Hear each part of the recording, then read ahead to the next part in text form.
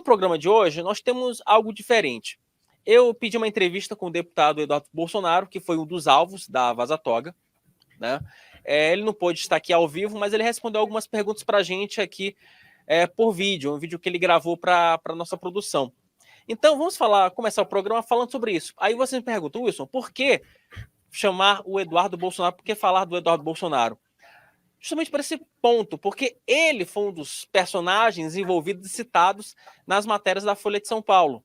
Então, assim, poderia ter sido ele, poderia ter sido outro. Mas, enfim, como ele era deputado federal, nós achamos prudente ouvi-lo sobre esse caso. E o fato é que, depois dessa revelação, o Eduardo Bolsonaro e a oposição da Câmara já falam, né? Eles já falam, melhor dizendo, em utilizar essas descobertas para livrar um outro personagem, o ex-presidente da República, Jair Bolsonaro.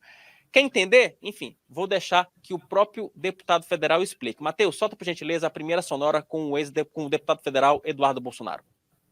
Deputado Eduardo Bolsonaro, falando aqui para o portal O Antagonista. O que a gente está vendo agora, na verdade, não traz surpresa nenhuma. A gente só está vendo o modus operandi que é trazido à tona por alguém que estava participando desde dentro da equipe de Alexandre de Moraes de toda essa perseguição.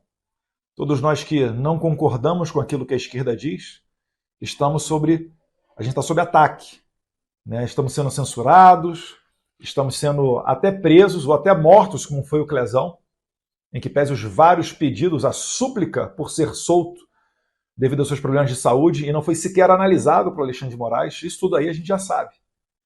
O que a gente está vendo agora é como é que esse mecanismo funcionava, como é que esse sistema operava. E está sendo muito repugnante. A gente recebe isso daí com o estômago embrulhado. Porque quando você vê que as pessoas que deveriam ser aquelas, né, o exemplo do Judiciário Nacional, a mais alta corte, ministros, né, seletos 11 ministros de um grupo gigantesco de juristas do nosso país. Quando um deles se dedica a perseguir pessoas a seu bel prazer, selecionando quem será investigado, no caso, veio à tona agora que o Alexandre de Moraes queria vir para cima de mim, provavelmente para tentar me colocar na cadeia. Quando aquele juiz que acusa, julga e comanda uma investigação, ele já está ferindo os princípios constitucionais do juiz natural e do sistema acusatório, para dizer o mínimo. Isso daí também nos remete ao Código de Processo Penal, a teoria da árvore dos frutos envenenados. Porque um juiz suspeito que participa da investigação, tudo que é produzido nesse bojo é terra da nulidade. Então, o que a gente está pleiteando agora não é só o impeachment de Alexandre de Moraes, mas também a anulação de todos os atos e todos os processos que o Alexandre de Moraes participou, em que no polo passivo, como acusados, como os réus, estavam, né, pessoas da família Bolsonaro ou conservadores, ou pessoas à direita. Porque todos nós fomos selecionados, não por critérios legais, e nem diante de um juízo natural que foi escolhido aleatoriamente através do processo de distribuição, mas sim selecionados por uma pessoa que queria nos prejudicar, que usou o poder da sua caneta para nos prejudicar. E essa pessoa, ela não é mais digna de usar uma toga, não é mais digna de se dizer um juiz em um país de um Estado democrático de direito. Coloca o Rodolfo na tela, Matheus, porque o que o Eduardo Bolsonaro fala, e aí eu quero puxar, sim, brasa para minha sardinha. Você que nos acompanha aqui no Meio Dia em Brasília, nós citávamos essa possibilidade na quarta-feira. Assim que estourou o escândalo, nós falávamos isso aqui no Meio Dia em Brasília. Gente, olha, isso pode ter repercussão, a oposição vai para cima e um personagem que pode, logicamente, que isso vai depender de decisão do Supremo Tribunal Federal, mas isso que o Eduardo Bolsonaro fala para a gente é a confirmação daquilo que nós já adiantávamos aqui, né, Rodolfo? Quer dizer, a gente, de novo, aqui a gente não faz chute, aqui a gente não chute, a gente analisa as questões do jeito que elas são. E aí, mais uma vez, Rodolfo, o Eduardo Bolsonaro mostrando o seguinte, que agora a oposição vai aproveitar esse episódio para reabilitar politicamente o ex-presidente da República. Vai conseguir? Não se sabe, mas é uma tentativa. Pois é, Wilson, boa tarde para quem está assistindo a gente.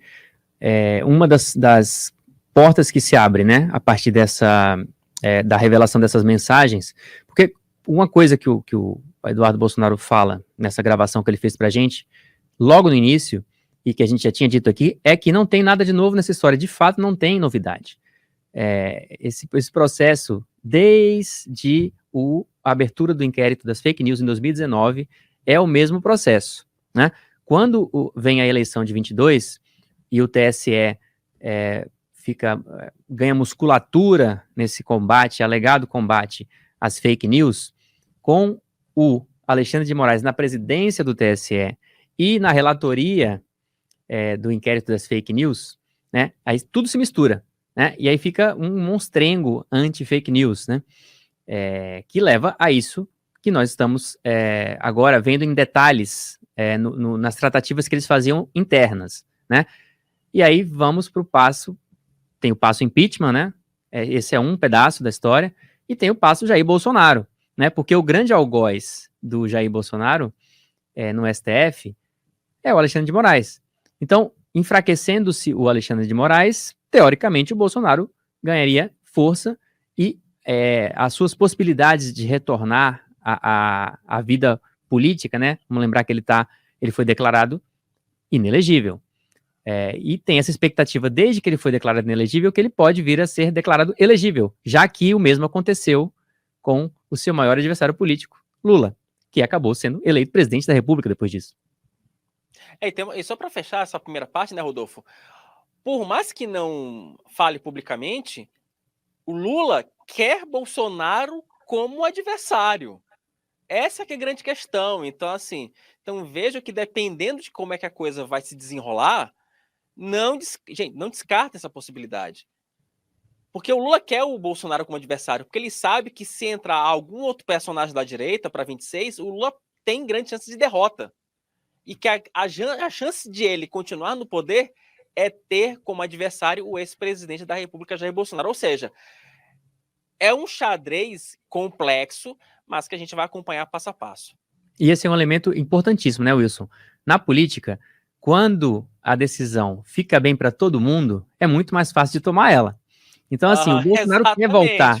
Né? O Bolsonaro aconteceu essa semana com a PEC da anistia, né? Se não tem ninguém discordando, é muito mais fácil passar. Então, assim, se o Bolsonaro quer voltar e o Lula também quer que ele volte, quem vai ser contra, né? Aí é uma questão Alexandre de Moraes? Pois é uma questão de arranjar e saber como fazê-lo, né?